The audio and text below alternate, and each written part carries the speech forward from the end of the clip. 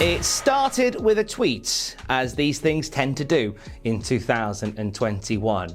The coordinates for Mount Rushmore, shared, then deleted by Kevin Owens. With a contractual decision on the horizon, we take a look at the current landscape of Kevin's current location.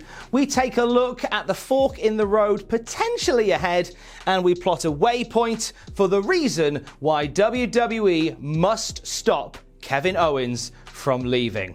Now, we have to wind the clock back to 2014 to get to the bottom of this, back when Kevin Owens checked in for the first time at the WWE Performance Center. This was a check-in about a year in the making, if not more, as Kevin Owens, 1 year prior, had been at Pro Wrestling Guerrilla's Battle of Los Angeles, making it to the quarterfinals of their annual tournament, losing out to Johnny Gargano. He did enough to impress on that night, did Kevin Steen, one particular special guest scouting for WWE, William Regal. Regal had a chat with Steen at this show, offered some pointers, and one tryout and a name change later, Kevin Owens was part of the WWE machine. And there were some big plans for Big Kev. There really were. Like, there was, you've just taken on a guy who has a unique build, technical ability, he's fast, he's powerful, he's a little bit of everything. He's got a stone cold Steve Austin style demeanor. Apart from that,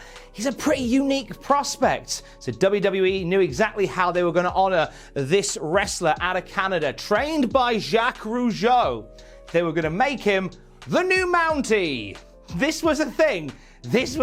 Nick Dinsmore discussed this in a podcast with Chris Van Vliet, and he said that it was up to him to approach Kevin Owens with this particular bit of creative. They wanted to make Kevin Owens the new man that always gets his man. Kevin Owens responded to this by crying and having a minor panic attack, which led to them going, maybe let's not do that. The kibosh was put, thankfully, on the idea of Kevin Owens becoming the next Mountie. And instead, they doubled down on what made Kevin Steen so special. Just a hard nut, essentially. And what a first year he had as part of WWE. Once he made his debut on NXT, he beat up his best friend Sami Zayn mere minutes after Sami Zayn had become the NXT champion. He then destroyed his best friend Sami Zayn for the title via stoppage to become the champ. And no sooner than a couple of weeks later, he was on Monday Night Raw beating up John Cena. Even went on to get a clean victory against John Cena on pay-per-view of all things. Now, whilst Kevin would not win the rivalry over Cena, to be in that stratosphere so early into your run whilst carrying the NXT championship was a massive position to be in, and it kind of set the stage for what was coming. It was clear that Kevin Owens wasn't going to spend too long as part of the black and gold, as the red and the blue were calling. But we started on the red, where Kevin Owens, less than a year into his run on the main roster, was given the red and leather. This isn't the new Mountie thing again, you'll be pleased to know. Kevin Owens, after the injury that was suffered to Finn Balor at SummerSlam, was put in the situation to where he could fight for the Universal Championship, and he won. He beat Big Cass, Roman Reigns, and Seth Rollins on Monday Night Raw to become the Universal Champion, with lashings of help from Triple H. Now, as this is happening, we're also seeing a wonderful storyline build with Kevin Owens and Chris Jericho. This friendship that these two have formed are making for some really entertaining television on WWE, and more fans are noticing it. It's looking like the plan is going to be, we're going to see Kevin Owens and Chris Jericho explode in time for WrestleMania with the Universal Championship on the line. That looked like it was going to be the plan until Vince McMahon rolled 6 for Goldberg and Bulldozer Bill came in, took the Universal title and a big chunk of momentum from that rivalry. Now, Jericho and Owens would have their now famous blow-up at the end of the Festival of Friendship. Sadly, that match wouldn't live up to the expectations that both of them wanted. They wanted this to be the main event of WrestleMania for the title. There was certainly enough love from the crowd behind it happening, happening. It ended up being early on in the night at WrestleMania, and it ended up being a match that Vince McMahon really didn't like. You can watch documentary footage of Vince being quite annoyed by the match, but it didn't reach its full potential. This match would actually lead Chris Jericho to start thinking about life outside of WWE once more, as he felt that all their hard work in this Kevin Owens, Chris Jericho storyline had been overlooked and pretty much squandered.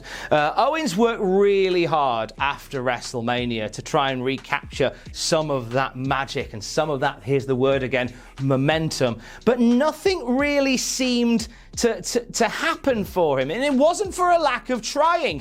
There was numerous things that started and then just sort of stopped and went by the wayside. Always sort of in and around the picture, but never quite punching through again. We had Kevin Owens become the face of America as the United States champion, something that kind of saw some great matches with him and AJ Styles before he was Kevin into a feud with Shane McMahon, and it was just quietly dropped after the umbrage with Shane McMahon. This led to a momentous match which would see Kevin Owens and Sami Zayn reunited to face Shane McMahon and the unretired Daniel Bryan at WrestleMania.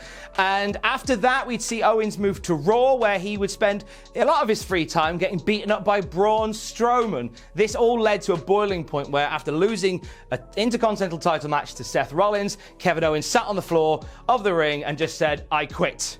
And we're like, okay, this is intriguing. Kevin Owens is quitting the company. Maybe there's something here. Except there wasn't. He came back a week later and just said, "Oh, acting general manager Baron Corbin suggested that I stick around."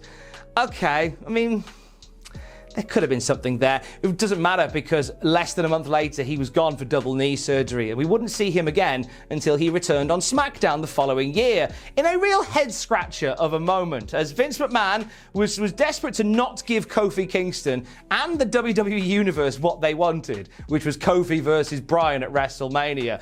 And instead, we got the return of Kevin Owens to face Daniel Bryan at Fastlane, and Kevin Owens was presented as a babyface through this, despite the fact that he was clearly doing the work of a heel, getting a shot at the title that really should have gone to Kofi Kingston. This ended up being a device to draw out Kofi's big win a little bit longer. And Kevin Owens didn't really factor much into it after that. He kind of joined the New Day for a bit when Big E went off to have surgery. It was a bit of a strange fit. And then from there, sort of the last 2 years have been patchy and inconsistent, back to fighting Shane McMahon for a bit with the face-heel roles reversed. He went back to Raw. Very well received return at NXT TakeOver War Games. We had that. We had 100 matches against Aleister Black, back to SmackDown to give Roman Reigns a couple of high-profile wins as he's getting his Universal title reign underway. We see him back to feuding with Sami Zayn, another legendary feud with Sami Zayn, probably the third time these three have found each other, and always making magic, lest we not mention. Giving Logan Paul a stunner. And now he's just kind of around.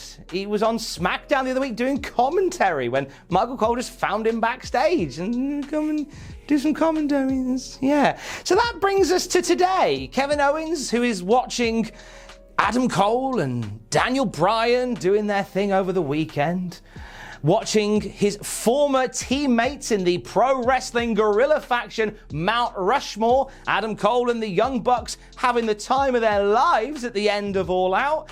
It seems to have got Kevin thinking about the future. The appeal for so many in AEW to go there is to rekindle old rivalries and start new ones with fresh talent. And that led to the tweet shared by Kevin Owens, the coordinates to Mount Rushmore, changing his Twitter location to nearly there. The Young Bucks changing theirs to there. What is this all about? Well, it turns out that Kevin Owens' contract with WWE was restructured only the other year to shorten it. So instead of him staying with the company till 2023, his contract's now up in January. And from there, it's up to him what he does. And with the contract up in January, there isn't really that far, is it? The location is much shorter. Now, despite the inconsistency with Kevin Owens in recent memory, WWE must absolutely absolutely stop Big Kev from leaving the company? There's a couple of reasons as to why this is the case. First of all, he's very much a victim of his own greatness, in the sense that he is so versatile as a performer. He can be a face, he can be a heel, he can be a main eventer with credibility, he can be a mid-card guy, he can be a challenger, he can be a champion, he can be a commentator, he can be on any brand at any time and do anything, and he still has that legitimacy. And there isn't many guys in WWE that could be as flexible as Kevin Owens is. And I think with so much flux in the wrestling world right now, to have someone like Kevin on your books, I think is a massive get for WWE. Somebody that can be used to not only build a future star, kind of in the same way that Mick Foley did a lot of in sort of his time in the WWF. He was there to get stars ready for tomorrow, but also you could put a belt on him and he could become the standard bearer as well. And if nothing else, he's an amazing talker. He's a commentator. He's a locker room leader in that sense. And with WWE about to fill their locker room with a lot of fresh faces, you're going to need someone like Kevin Owens, who has got that versatility to be able to help bring these guys along. You can put them in a situation, he can be a babyface opposite an up-and-coming big heel. He can be a heel opposite a triumphant young babyface.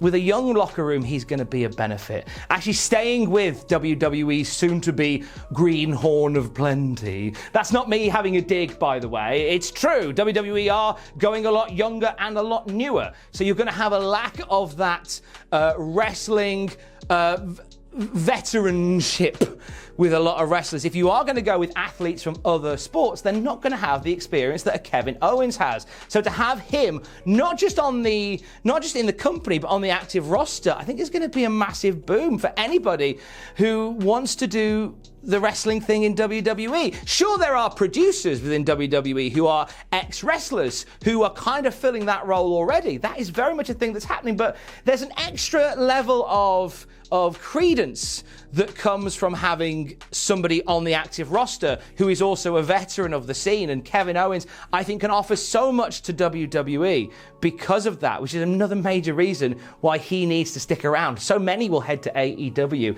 I think Kev sticking around is pretty vital.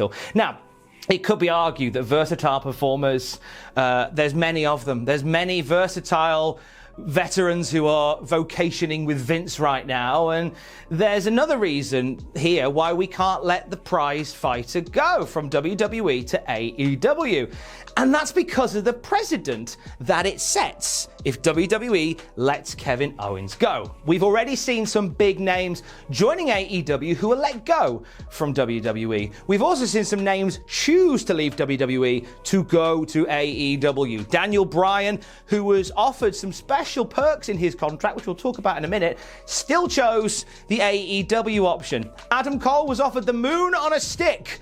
Lots of money and big pushes on whichever brand he suited.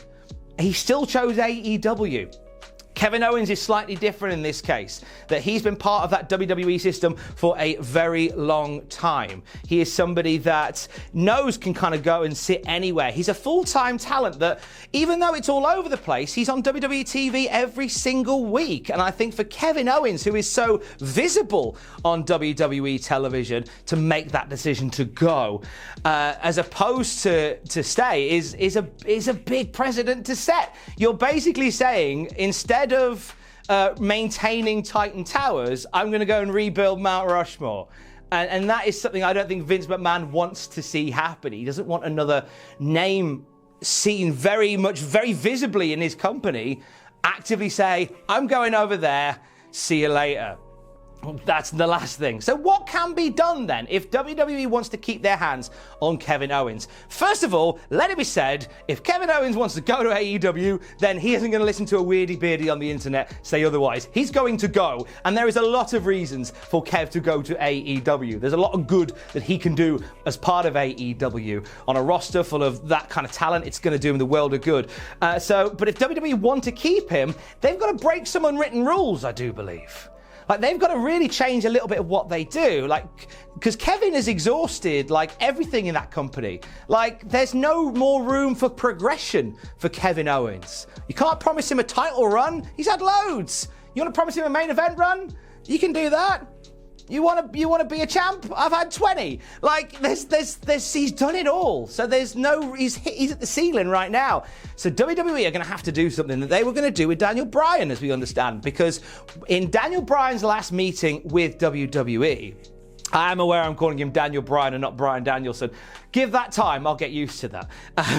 With his last meeting in WWE, he said that Vince McMahon had mentioned about him doing things in other places. It was something that Bryan wanted to do. He wanted to go and wrestle for other promotions and do other stuff, and Vince was kind of coming around to that idea. So, which is very much against the idea of WWE being quite literally its own universe, you know. Allowing somebody to scale the wall and go elsewhere was unheard of. So if they're willing to do that for Daniel Bryan, maybe that might be something they have to offer Kevin Owens to encourage him to stay. If you say, stay here and do what you do here, but if you want to go and work for this company or this company or this company, then we can make that happen. Maybe if WWE wants to stop talent like Kevin Owens going elsewhere, maybe it's time to take some of the bolts off the forbidden door, because I feel like that's why a lot of talent are going to places like AEW, where those options are there for them. I think Kevin Owens has to have something very different. He may need to see Kevin Owens and Vince McMahon break a lot of contractual rules if Kevin Owens is going to stay. And believe me, WWE need Kevin Owens to stay. Because I think if they don't go out of the realms of normal WWE contractual stuff for Kevin Owens, then Kevin Owens may very well be plotting coordinates to Daily's place in the new year. Stay safe. Love you, bye.